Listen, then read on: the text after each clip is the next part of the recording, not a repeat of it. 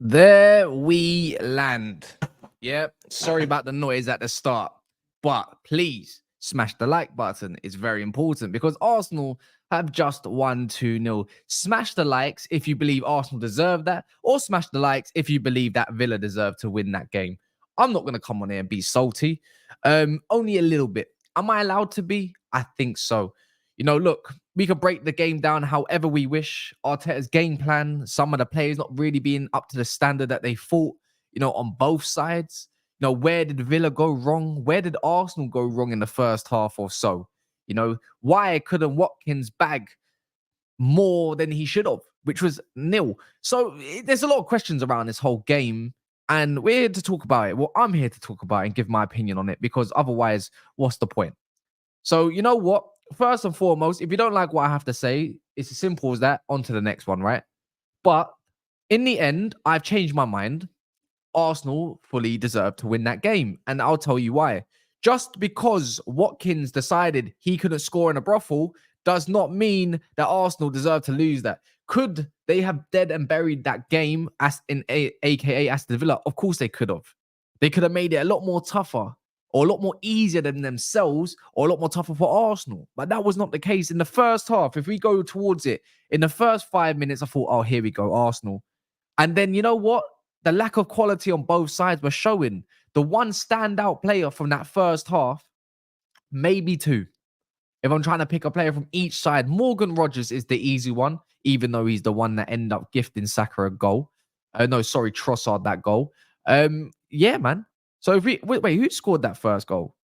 It was Trossard. What am I on about? Of course, he's in the thumbnail. But look, other than that, in the first half, yeah, Morgan Rogers was that guy. It's as easy as that. There's nothing more to it. Is what it is. Easy peasy, lemon squeezy, right?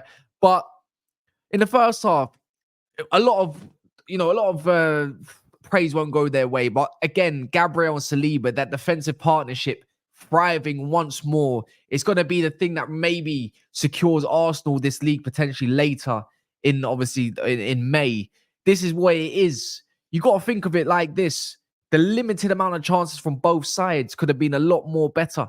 But when I look at this game, that first half overall, I just thought, you know what? Other than that gifted chance that Watkins decided to scuff, them two were very solid. Partey, I thought, you know what? Maybe this is one of them games where he's going to take a while to get into the game.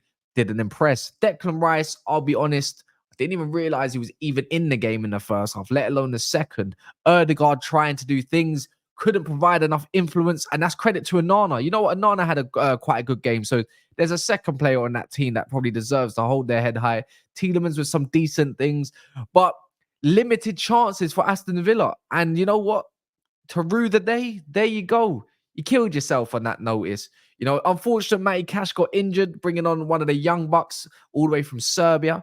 But didn't really make too much of a difference in my mind. Saka with the early chance, great save from Martinez, but him loving to, have an odd moment in him is exactly what happened. Even Aston Villa's defense, I wouldn't even say their back line was anything disastrous. I don't even believe that they played that bad. It's just the attack let them down. Leon Bailey, I thought we had a much more you could say a much more vibrant second half compared to his first half.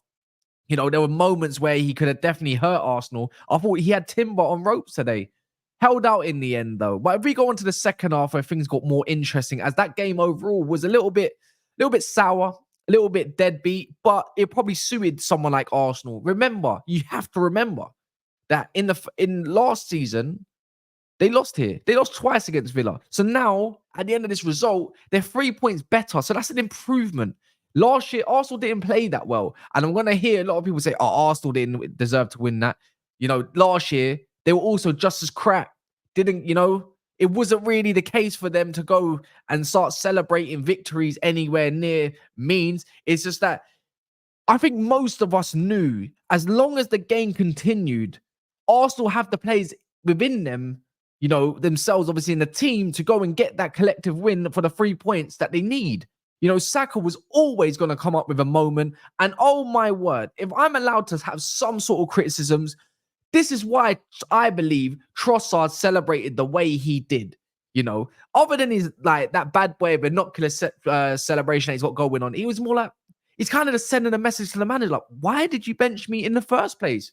You gave the benefit of the doubt to Martinelli to potentially get you some I don't know, brownie points within the manager for Arteta, but he stunk out the gaff. He was atrocious.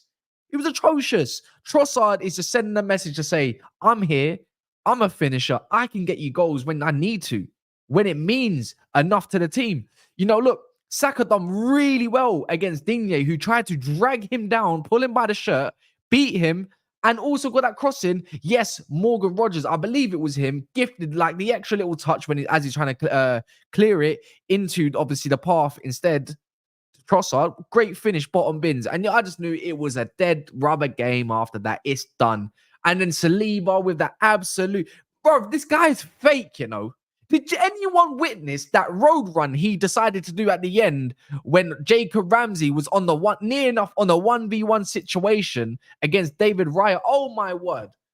Again, if we just rewind the time that little bit when Watkins free header. Now, that header or that wherever he wanted to point, that was horrible. 1-0. I still don't think Arsenal were out of it considering, but 1-0 up. Different Villa game, different ball game, different type of park. Maybe Emery would have went 5 at the back and tried to camp in, his own players and whatnot so they can secure some sort of result. But you have to give credit to David Raya for getting up, making that save as well. Dirty deflection from Onana when he shot and he hit the bar. But he got up and he made that save regardless. So as horrible as that shot was, it was just as good of a save anyways to actually keep that ball out. Because he could have put that anywhere. But that was a good save regardless. I don't really want to knock Raya because I believe he had a good game. Man of the match, Trossard, changed the whole game. And you know what? I've been saying it, yeah. And maybe I'm getting maybe ahead of myself with this Villa stuff. When I said their squad don't look as good as I thought it would be, or maybe their first 11, missing Kamara and Douglas Luiz, the guy that can give you a little oomph, a little something moment of magic. Not trying to take anything away from Barkley, not trying to take anything away from Onana. I think Onana would have been a good addition if they can keep a Douglas Luiz. But on that note, this is what I mean. They missed that little something, that little bit of bite, that little bit of character I thought that Villa had last year. Watkins is just like, maybe he's going to need a couple games to get ahead of himself, into gear, maybe into fitness even. Watkins is still a good player regardless. I'm not going to cuss him out, But Arsenal play bad sometimes, but this is what winners do, or good teams do, shall I say, because they ain't really won nothing, let's be real, is that they get results. And then in the end, Saka, again, a bit of perseverance, a little bit of determination, gets it into Partey, and then Partey, with a little bit of luck from the keeper, makes it 2-0, deads off the game. I believe Villa really hurt themselves with those substitutions, in my opinion. I don't think it really made sense to bring Onana off with the amount of ground he was covering. Maybe he was too tired, perhaps. But I thought that double substitution hurt them in the end. You know what? I was also screaming for Duran to come on for Watkins. I thought Ramsey was a decent outfit. Like, obviously, he came on and made a little something. But I would have thought bring off somebody else instead. But here we are, not McGinn. It goes to show why McGinn's in that side. He does give them a little bit of element of control, a little bit of grit in the midfield when need and be, especially when building up from the back. But, Emery done stuff in Emery fashion, capitulated when it matters. It's going to be a tough season for Villa, but that's a very good win for Arsenal. Again, Calafiori got some minutes. There you go. Timber got some more minutes in the bank. There you go. But it's that partnership that's really impressive. Nothing towards you up front. I'm not even going to slander Havertz. I'm not even going to slander much more Declan Rice, however you want to see it.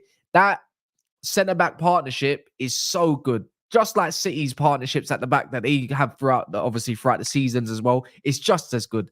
Good win, 3 points. Can't say the same for me. Villa, a.k.a. Manchester United today, yeah. The same thing. Couldn't kill the game and you lost the game. Easy as that. Smash the like button. If you don't like this recording, well, on to the next one, innit? But if you did, leave a comment.